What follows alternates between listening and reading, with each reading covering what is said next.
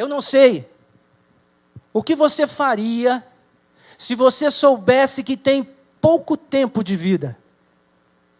Se de repente você descobrisse que tem poucas horas. Talvez você lamentasse. Existe uma canção famosa de um grupo de músicos populares que diz assim: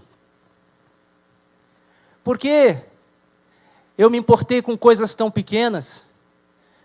Eu poderia ter visto o sol nascer, poderia ter amado mais. Talvez você reclamasse e murmurasse da vida. Mas se para complicar você descobrisse que após a sua partida, a sua família estaria em perigo, em risco, qual seria a sua atitude? Quais seriam suas orientações para os seus queridos? Eu gostaria de meditar com os irmãos no livro de João, nos capítulos de 13 a 17, porque entendo que isso está acontecendo nestes versículos. Jesus, ele havia vindo ao mundo com um propósito. Jesus havia deixado toda a sua glória e veio até nós e tomou forma humana e habitou entre nós. Algo muito interessante acontece, é que nesse convívio de Jesus com os seus discípulos, Jesus fica muito próximo deles. A sua alma se apega à alma dos discípulos e eles se tornam a sua família. O Rei da Glória não os tratou com distância, mas ficou perto deles a tal ponto de amá-los. E diz as Escrituras no capítulo 13 de João: ora, antes da festa da Páscoa, sabendo Jesus que já era chegada a sua hora de passar deste mundo para o Pai, como havia amado os seus que estavam no mundo, amou-os até o fim. Havia poucas horas para Jesus. Ele sabia que morreria. O que ele deveria fazer? E Jesus sabia que os seus discípulos corriam perigo. Após a sua partida, eles passariam provações inimagináveis. Provações que testariam a sua lealdade. Provações que testariam a sua fidelidade, a sua fé. Provações que iriam testar o amor deles por Jesus. Provações que os colocariam em risco de vida. Haviam poucas horas para Jesus. Não havia tempo para murmurar. Não havia tempo para filosofar. Não havia tempo para usar analogias e parábolas. Era preciso ser direto. Jesus vai transmitir aos seus discípulos no capítulo 13 a 17 as informações mais importantes que eles precisariam guardar para sobreviver. Então Jesus aguarda ficar somente com eles. Jesus espera Judas sair. Somente depois que ele está apenas com aqueles que ele escolheu, é que Jesus vai transmitir esses ensinamentos. E eu gostaria de meditar com os irmãos sobre 5 condições que Jesus vai colocar em seu discurso, na intimidade com os seus discípulos, que são fundamentais para que eles pudessem enfrentar todos os perigos e riscos que correriam e que nós hoje também corremos. Vivemos uma situação de polarização da nossa nação. As pessoas se dividem em opiniões. As pessoas chegam a ser contraditórias nas posições que defendem. Não há consenso. Os debates acalorados, que começam lá em cima, chegam até nós. Quando nós cantamos aqui um hino, dizendo, sara, Senhor, esta nação, não podemos deixar de pensar, Senhor, será que estamos doentes também? Será que a tua igreja não precisa de cura também? E está a orar para que sare a nação, quando ele mesmo sofre com doenças? Olhamos para a nossa sociedade totalmente perdida. Você tem certeza de que também as igrejas estão livres desse grande confusão e desses grandes problemas que cercam a nossa nação? Pois vemos pessoas tomando o nome de Deus a todo momento na televisão e usam o nome de Deus, mas as suas ações não são coerentes. Não estaria também a igreja precisando cuidar para que não esteja junto com esta nação adoecendo? Portanto, acompanhe comigo a preocupação de Jesus com seus discípulos. E o que Jesus ensina nas poucas horas que ele tem para que os seus discípulos possam vencer e estar sãos diante do grande risco que correriam. O primeiro ponto que Jesus coloca, uma condição, a primeira, a condição para você conhecer a Deus. A condição para você receber o amor e a manifestação de Deus. A condição para você permanecer no amor de Deus. A condição para você possuir a amizade de Deus. A condição para você ter unidade e atingir a eficácia no propósito da sua vida e da igreja. São essas 5 condições que Jesus vai colocar para os seus discípulos naquele momento, no cenáculo, quando Judas já havia saído, e quando a guarda do templo já estava com suas tochas acesas, tramando como fazer para prender a Jesus, aguardando a chegada de Judas, o traidor. Se você puder acompanhar comigo, acompanhe. A condição para você conhecer a Deus está em João 14, verso 4 até o verso 9. Mesmo vós sabeis para onde vou e conheceis o caminho. Disse-lhes Tomé, Senhor, nós não sabemos para onde vais, e como podemos saber o caminho? Disse-lhe Jesus, eu sou o caminho, e a verdade, e a vida. Ninguém vem ao Pai, senão por mim. Se vós me conhecesseis a mim, também conheceríeis a meu Pai. E já desde agora o conheceis, e o tendes visto. Disse-lhe Filipe, Senhor, mostra-nos o Pai, o que nos basta. Disse-lhe Jesus, estou há tanto tempo convosco, e não me tendes conhecido, Filipe? Quem me vê a mim, vê o Pai. E como dizes, mostra-nos o Pai. A primeira condição, irmãos, para você conhecer a Deus, é você reconhecer que Jesus é a expressão exata de Deus. Ele é o reflexo exato daquele que ninguém viu e nem pode ver, daquele que ninguém tem ideia de como é, o próprio Deus.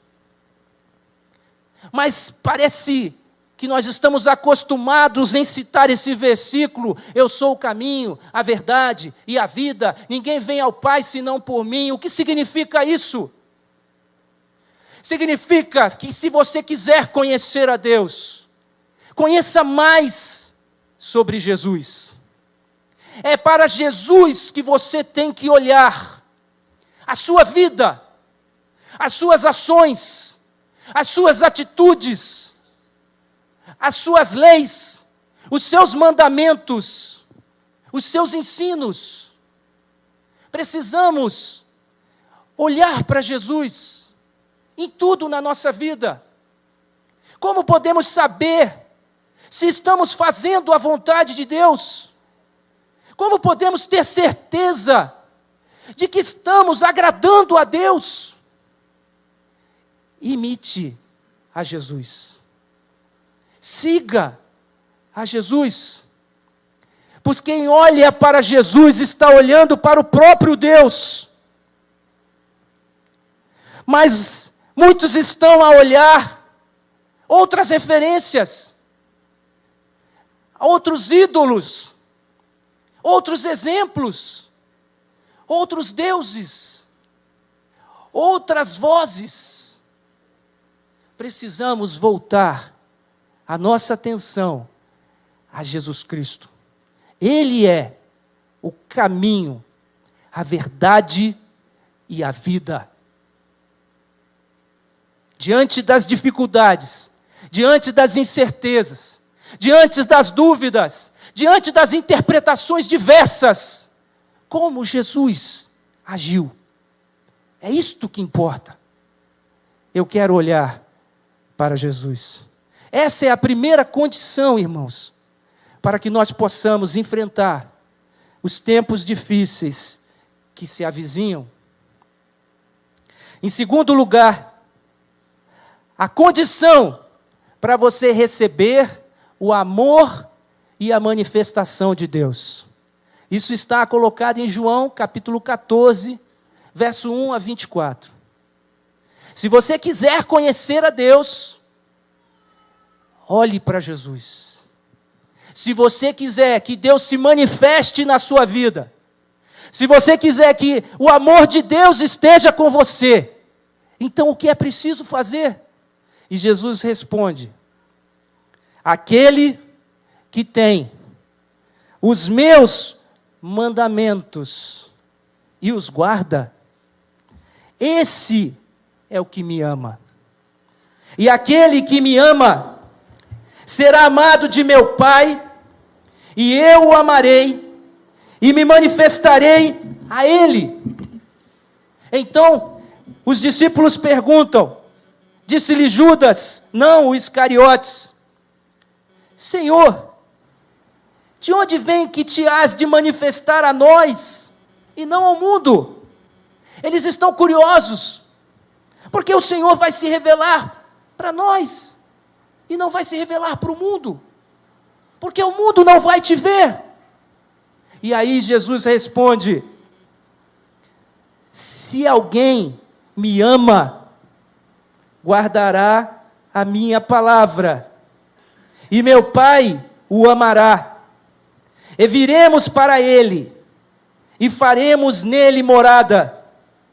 Quem não me ama, não guarda as minhas palavras. Ora, a palavra que ouviste não é minha, mas do Pai que me enviou.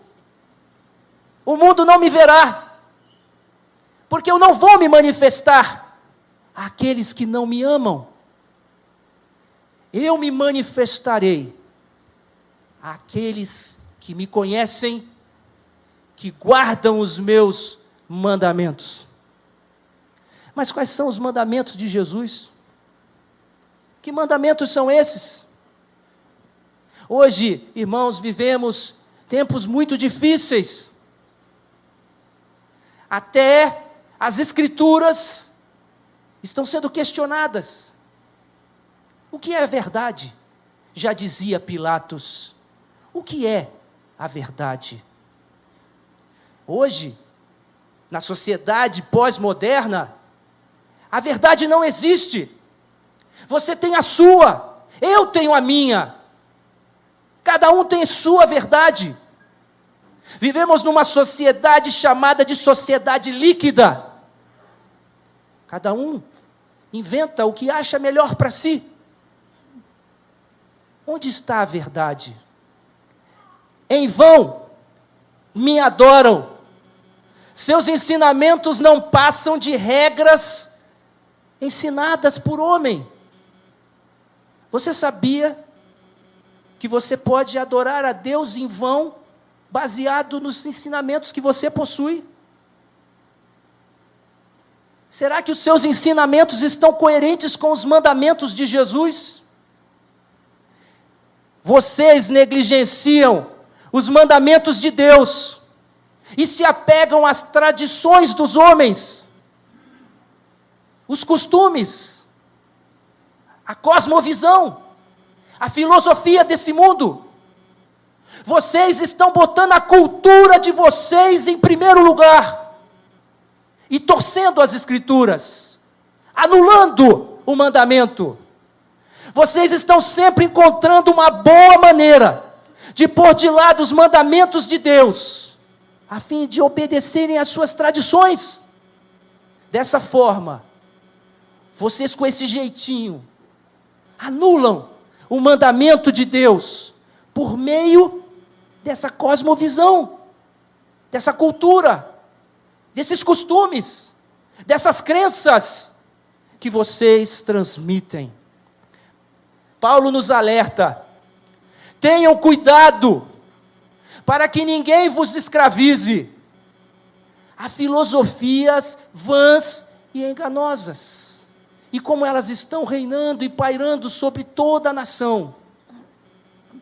Filosofias vãs e enganosas, fundamentadas nas tradições dos homens e nos princípios elementares deste mundo, e não em Cristo. A primeira condição para conhecer a Deus: olhe para Cristo. Então, se você, irmãos, desejar ter o amor de Deus em você, manifestando em você, é preciso que você guarde os mandamentos de Jesus, porque aquele que me ama, guarda os meus mandamentos. A terceira condição que nós temos que considerar é permanecer no amor de Deus. Jesus estava preocupado que eles não esgotassem as suas energias, que eles não caminhassem, nadassem e morressem sem chegar na praia. É preciso perseverar, é preciso prosseguir. Não se ama e se deixa de amar. Nós amamos e aumentamos o nosso amor. É preciso permanecer no amor de Deus. E Jesus com os seus discípulos, na intimidade, vai dizer em João capítulo 15, dentro do cenáculo, a condição para permanecer no amor de Deus. Eu sou a videira verdadeira e meu Pai é o lavrador. Toda vara que em mim não dá fruto, atira e limpa toda aquela que dá fruto, para que dê mais fruto. Vós já estáis limpos pela palavra que vos tenho falado. Estai em mim e eu em vós.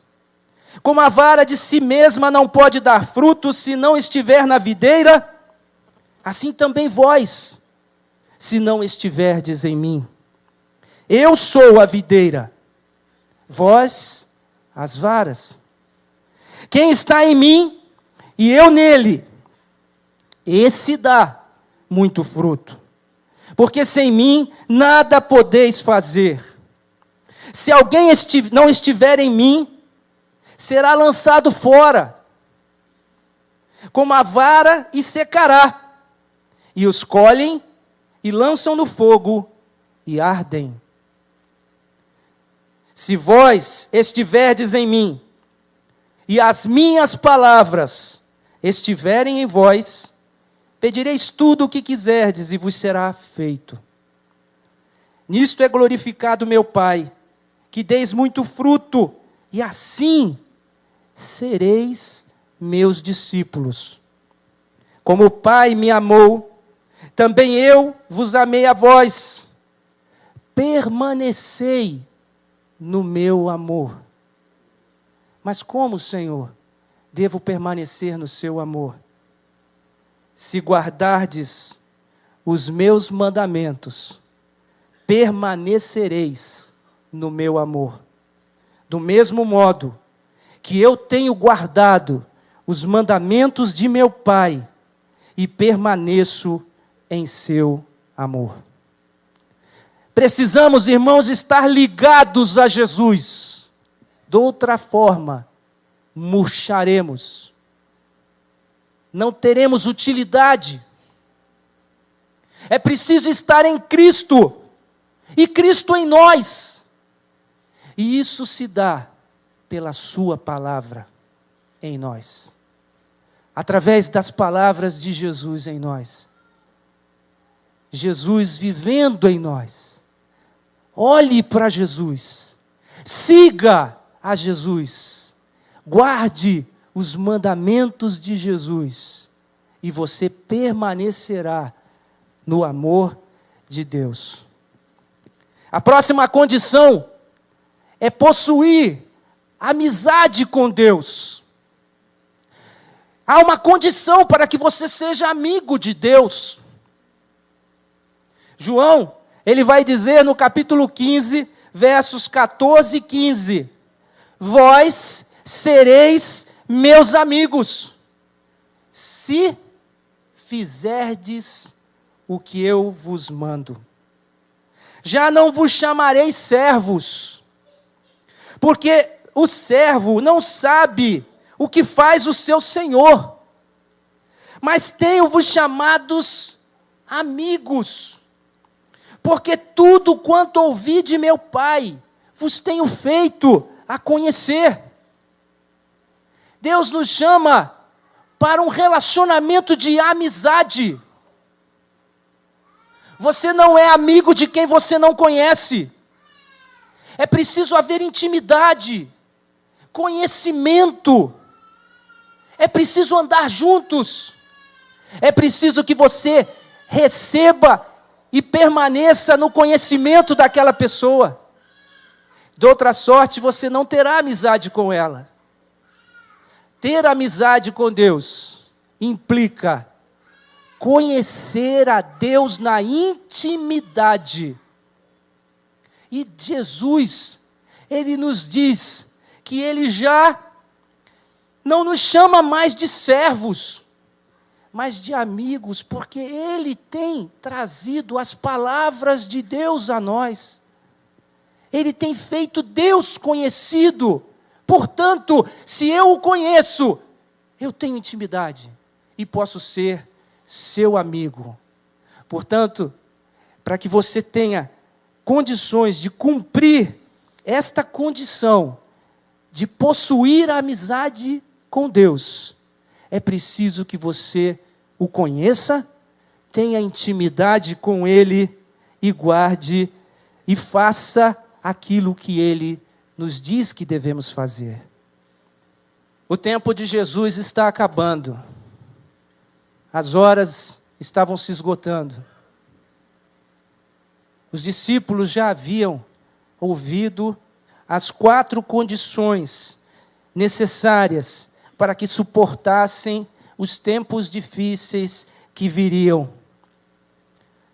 A condição para conhecer a Deus. A condição para receber o amor e a manifestação de Deus. A condição para permanecer no amor de Deus. A condição para possuir a amizade com Deus. Mas ainda faltava uma condição, que agora dizia respeito não somente ao indivíduo, mas ao grupo. Não era mais algo apenas pessoal, mas agora era ao grupo dos discípulos, à sua igreja. Havia ainda mais uma condição. E Jesus começa em João capítulo 17, verso 14 ao 23, dizendo qual era a condição para que eles tivessem unidade e também tivessem eficácia, pudessem alcançar o objetivo que Deus havia lhes dado, cumprir o propósito para o qual haviam sido escolhidos. Restava ainda que Jesus lhes passasse o último ensinamento.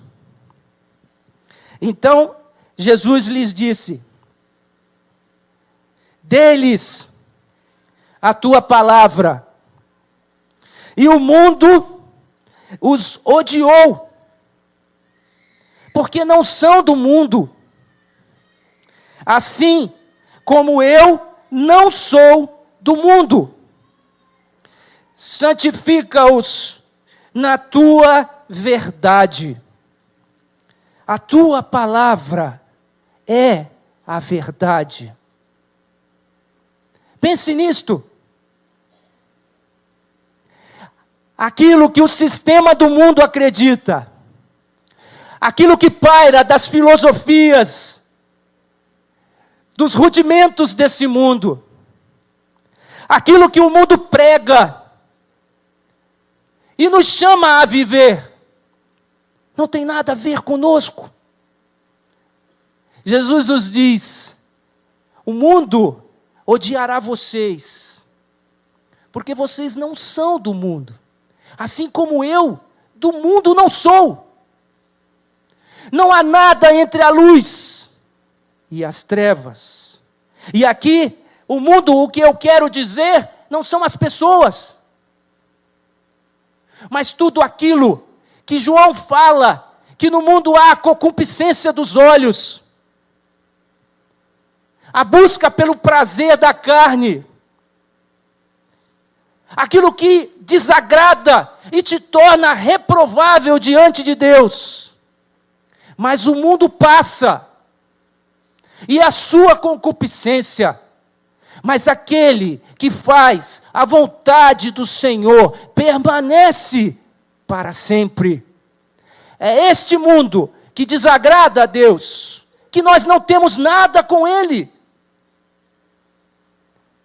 A tua palavra é a verdade. Santifica-os na tua palavra. E não rogo somente por estes, mas também por aqueles que pela sua palavra hão de crer em mim, para que todos sejam um, como tu, ó Pai, o és em mim, e eu em ti, que também eles sejam um em nós, para que o mundo creia que tu me enviaste. Jesus nos diz que nós precisamos ter unidade. O que significa unidade? Quando Jesus fala que ele é um com Deus, parece difícil para nós. Quando eu olho uma questão, eu olho a partir de um ponto de vista. Eu tenho um ponto de vista, você tem outro. O que eu estou vendo, você não está vendo. E o que você está vendo, eu não posso ver. Como eu posso ser um com você? Somos limitados. Deus pode ver todos os ângulos do problema, todos os vértices, todas as arestas. Deus tem a visão completa do problema e sabe o que é certo e o que é errado, mas eu não. como nós, igreja, podemos ser um. Então Jesus, Ele nos diz como. Primeiramente, Jesus nos diz, para que todos sejam um. E Ele diz, pela tua palavra. Santifica-os na palavra. A tua palavra é a verdade. A primeira condição, irmãos, para que sejamos um, é voltarmos a nossa atenção às palavras de Jesus. Em segundo, em verso 22, Jesus diz, eu dei-lhes a glória que a mim me deste, para que sejam um como nós somos um. A segunda condição é a glória de Deus. Você pode ver a glória de Deus? Olhe para Jesus e verás a glória de Deus. Temos que olhar para Jesus. Se olharmos para Jesus e nos confiarmos na sua palavra, caminhamos para a unidade. E Jesus ainda diz, eu neles e tu em mim, para que sejam perfeitos em unidade. A presença de Jesus, a manifestação de Jesus em nós nos unirá. A palavra de Jesus, a glória de Deus, a manifestação de Cristo em nós, a videira verdadeira, nos unirá. E assim, Jesus diz, para que o mundo conheça que tu me enviaste a mim, e também que os tem amado a eles, como tem amado a mim. O mundo precisa ver em nós que Jesus é a solução de Deus. O mundo precisa ver em nós que somos amados por Deus.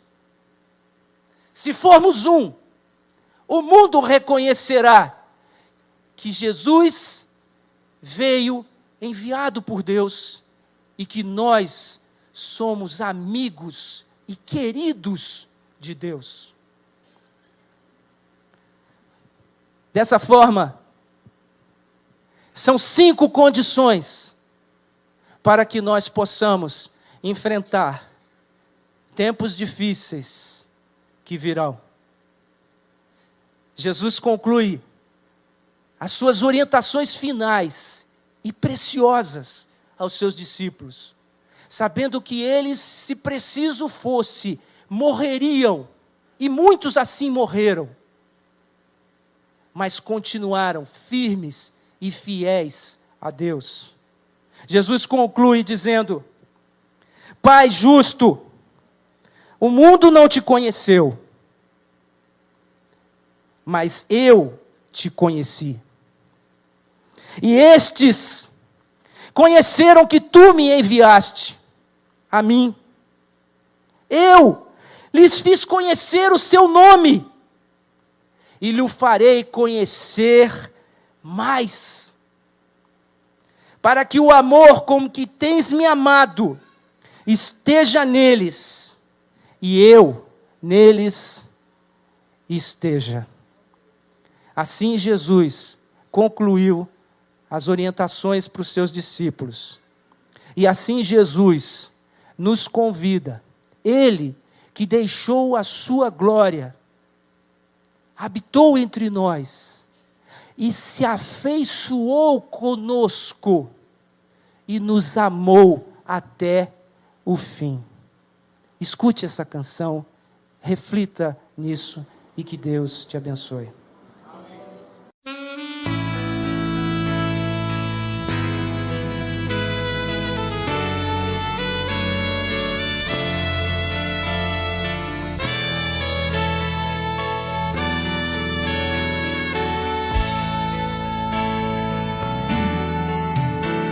Aquele que tem os meus mandamentos e os guarda, Esse é o que me ama,